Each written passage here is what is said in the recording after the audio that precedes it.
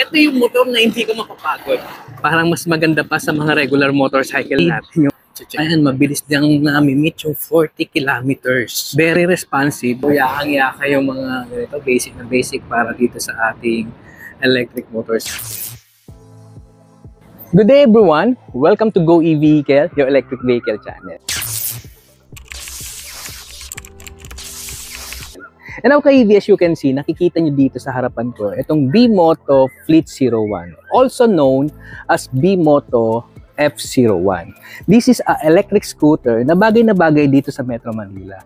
Now, ite-test drive natin to ka-EV at syempre, check natin yung capability niya, stability, braking system, and all. Actually, this is built for motorcycle taxi. Kaya nakikita nyo naman na yung kanyang design ay mababa lang, di ba? So, i-check natin dito yung kanyang suspension din.